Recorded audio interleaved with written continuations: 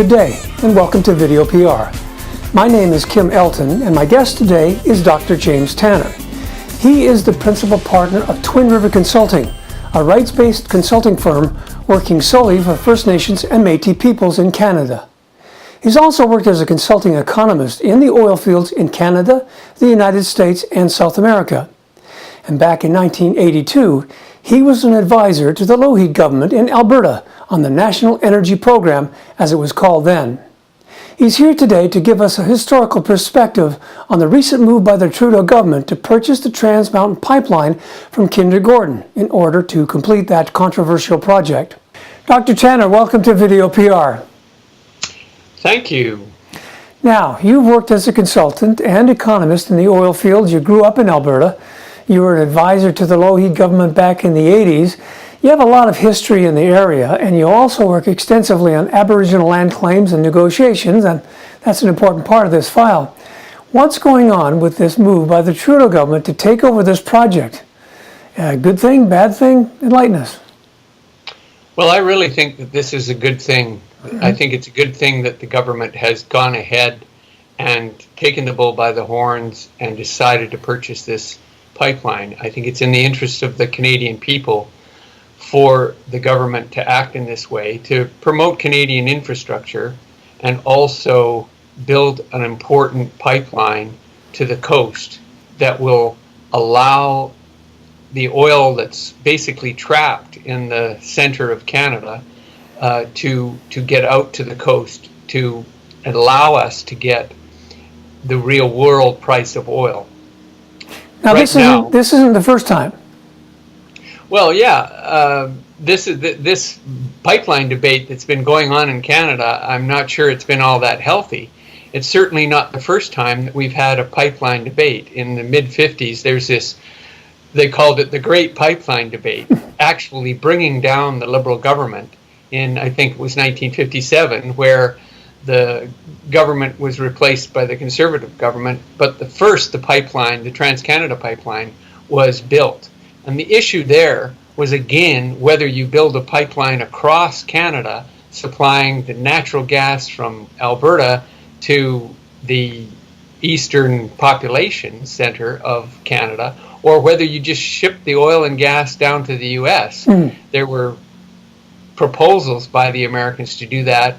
The relationship between the U.S. and Canada was very much in play at those times, and C.D. Howe, who was in many respects the architecture of Canadian industrial policy, he wanted to see a Canadian pipeline supplying Canadian natural gas to Canadian consumers. So I think that's important. A lot of people think, well, why is the government getting into what they see as being a commercial enterprise? But really, it's been done many times in many different areas where it's important to the economy of the country and to the people of the country that the government have some control over it.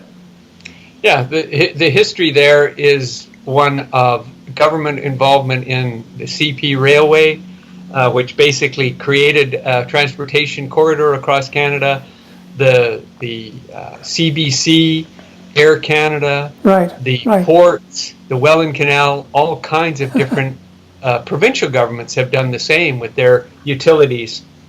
Okay, so back to the pipeline. Now, many people conflate the building of a pipeline with global warming and climate change. Shouldn't we be getting out of the pipeline business and getting away from fossil fuels? Yeah, I've really got a problem with that. I believe an important mistake that people are making. You know, stopping pipelines or attacking pipelines is like shooting the messenger. I mean, they figure that they want to do anything to stop global warming, but that attitude is not healthy, because in any case, if you stop this pipeline, you're going to continue allowing Americans to obtain cheap oil.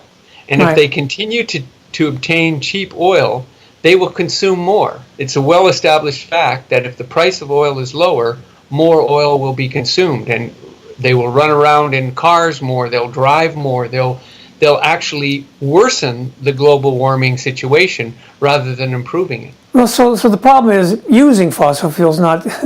It's a complicated issue, but it should be noted that if you lower the price people will use it more, and that creates more of a problem. So let's talk about trade relations with the United States. They've always been covetous of our oil, and very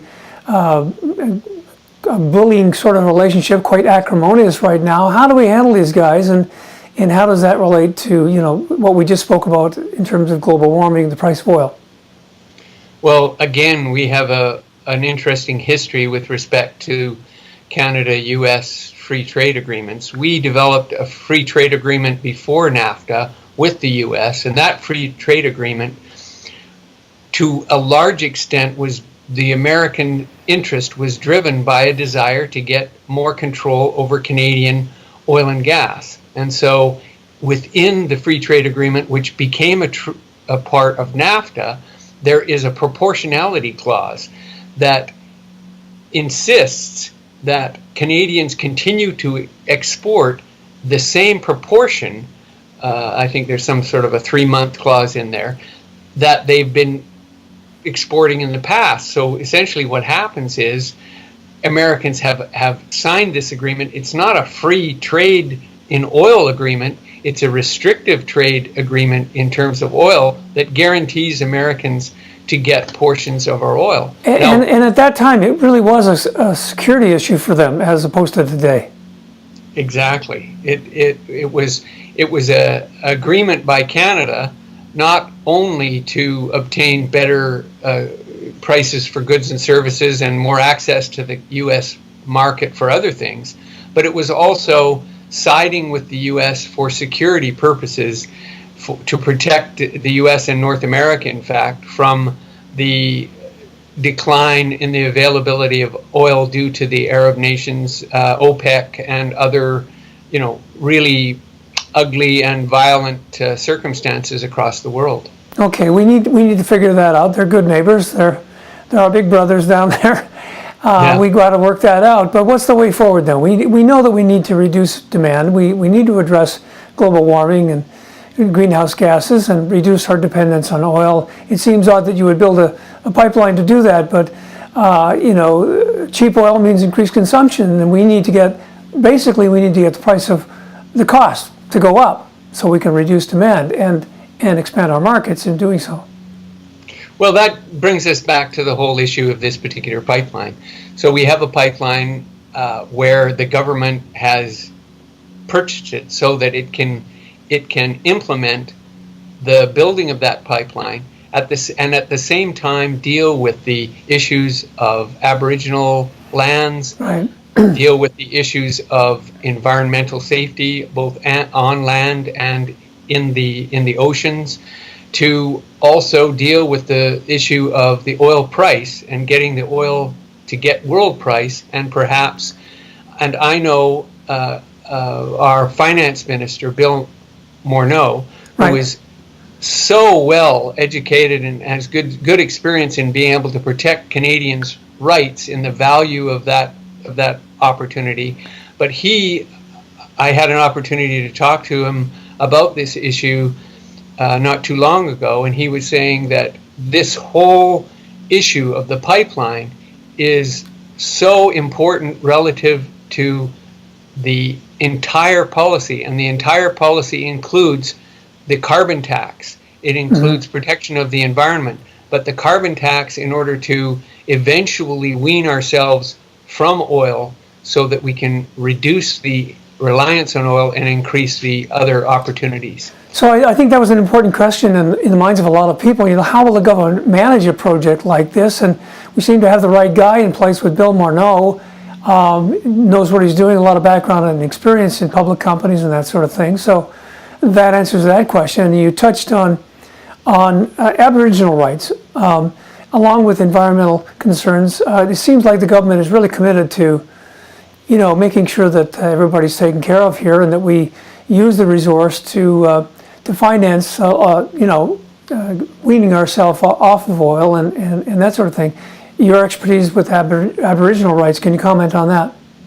Absolutely. The thing about Aboriginal rights is, again, with this theme of history, historically, the Aboriginal people have their rights have been ignored, or they have been mistreated, or they have just not lived up to our responsibilities for protecting their lands, their land use and all. So one might say it's about time. It's about time the Liberals can say, oh, we're going to do something. But it is about time that something was done.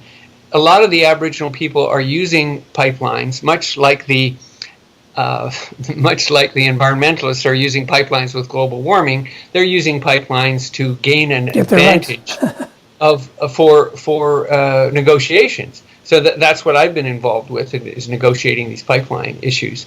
And what has to happen if Aboriginal rights have to be dealt with, and the Liberal Party, more than any other group that's been leading in Canadian politics, has dedicated itself to try and resolve some of these issues.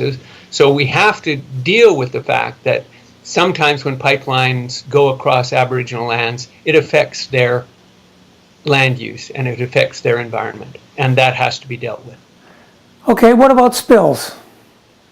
Okay, so I've been involved in the oil industry for a long, long time, and one thing I've realized is that when you have oil, you have spills. So it's not a matter of whether or not we're going to have spills, it's a matter of how we deal with spills. So one thing the Liberal government is doing, which I think is also a very balanced approach, is to increase the response and minimize the opportunities for spills, minimize the opportunities for any kind of devastating spills. Make sure that as long as we're using oil, we're going to use it in the safest manner possible. So that's part of the whole balanced approach that I think needs to occur. We need to own the pipeline, we need to increase oil prices, we need to tax carbon, we need to make sure that we're not charging too little for our oil, and so we need to decrease the consumption of oil to protect global warming, and we need to deal with Aboriginal claims fairly as we continue to protect the environment. So that's about it. Well, thank you for this, Dr. James Tanner. Thank you very much. I'm sure it'll be we'll be hearing a lot more about this in the near future as this project evolves, and we look forward to talking with you again soon. Thank you very much. And thank you for being here with us today on Video PR. Good day.